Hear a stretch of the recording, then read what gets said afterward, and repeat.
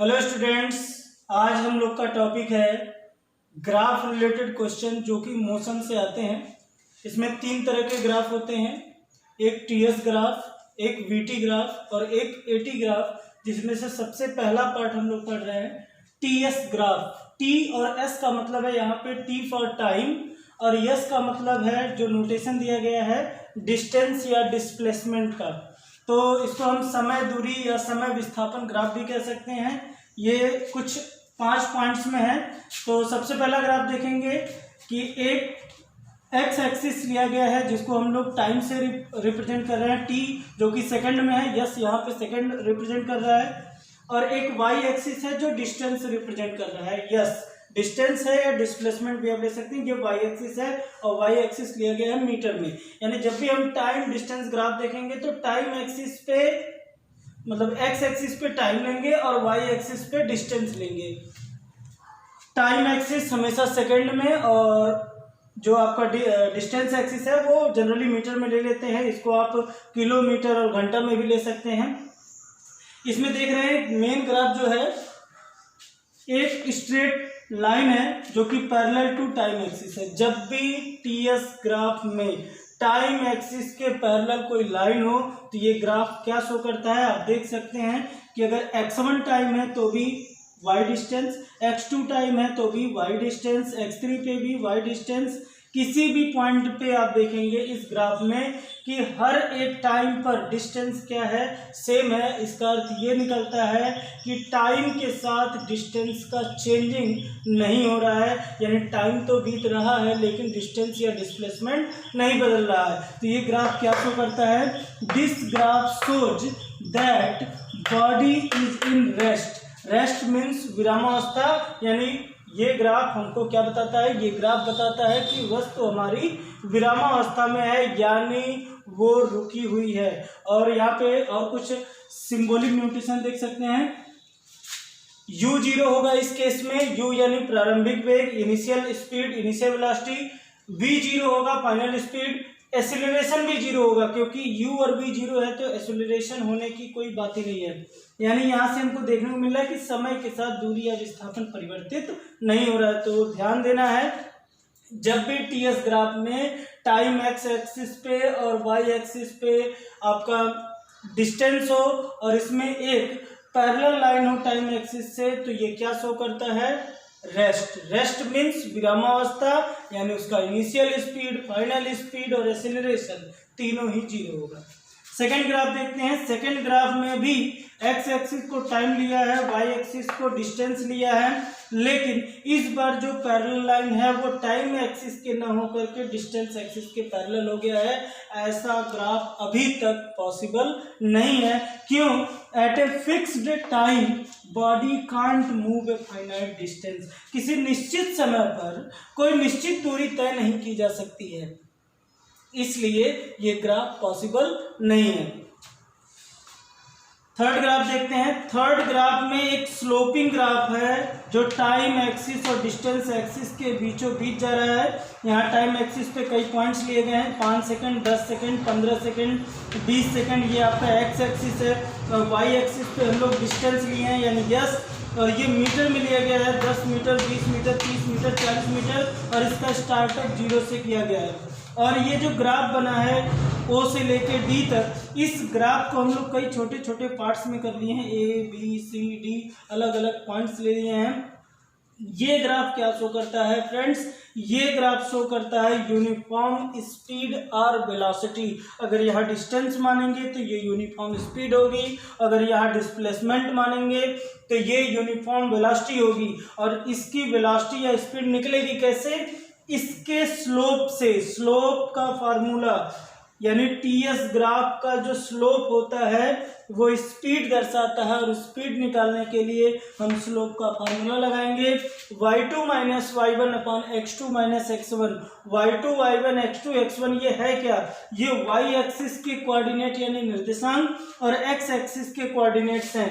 जैसे सपोज करिए हमको a का कोऑर्डिनेट लिखना है तो a को पहले x एक्सिस पे देखेंगे, x एक्सिस पे 5 है और y एक्सिस पे 10 है, तो इसका कोऑर्डिनेट हो जाएगा 5, 10।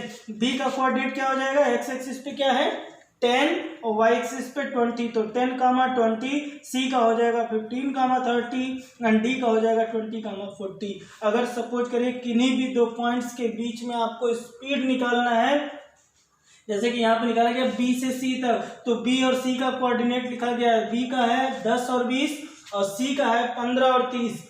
इनके कोऑर्डिनेट्स लिखने के बाद इनको हम एज्यूम करेंगे, पहले कोऑर्डिनेट को x1 y1 और दूसरे कोऑर्डिनेट को x2 y2, और b टू c के बीच की वेलोसिटी के लिए हम लोग लगा देंगे y2 माइनस y1 अपान x2 माइनस x1, यानी 30 माइनस 20 अपान 15 माइनस 10। इसको सॉल्व करेंगे तो आ जाएगा 10/5 दैट इज 2 मीटर पर सेकेंड। यानी इस ग्राफ से जिसमें टाइम और डिस्टेंस एक्सिस के बीचों बीच एक स्ट्रेट लाइन बनी हो, वो दर्शाता है यूनिफॉर्म स्पीड या वेलोसिटी को। इसके बाद फोर्थ टाइप देखते हैं। फोर्थ टाइप में देखिए मैंने तीन ग्राफ बनाया है, तीनों ग्राफ में ही देखेंगे कि किसी भी ग्राफ में एक स्ट्रेट लाइन नहीं है, इसमें स्लोपिंग अपवर्ड, इसमें स्लोपिंग डाउनवर्ड और ये रैंडम, तीनों में ही देख सकते हैं कि स्ट्रेट लाइन नहीं है। इसलिए इन तीनों ही केस के ग्राफ को, या कोई भी ऐसा ग्राफ हो जिसमें टाइम और डिस्टेंस लेकर के एक स्ट्रेट लाइन ना हो, ऐसे ग्राफ से क्या सूचना मिलती है? ऐसे ग्राफ से सूचना मिलती है कि यहाँ पे स्पीड सेम नहीं है, यूनिफॉर्म स्पीड नहीं है, यानी यूनिफॉर्म स्पीड या वेलोसिटी, नॉन यूनिफॉर्म स्पीड या वेलोसिटी की ये तीनों ही ग्राफ्स हैं। लास्ट ग्राफ जो है पांचवा, वो कंपैरिजन ग्राफ है। कैसे हम 2 बॉडी, 3 बॉडी, 4 बॉडी के टीएस ग्राफ के बीच में कंपैरिजन करेंगे, तो देखते हैं। एक्स एक्सिस आपका टाइम एक्सिस है जो कि सेकंड में लिया गया है, वाई एक्सिस आपका डिस्टेंस है एस जो कि मीटर में लिया गया है, और इसमें 2 बॉडी, एक ए और एक बी, दोनों का ग्राफ बनाया गया है।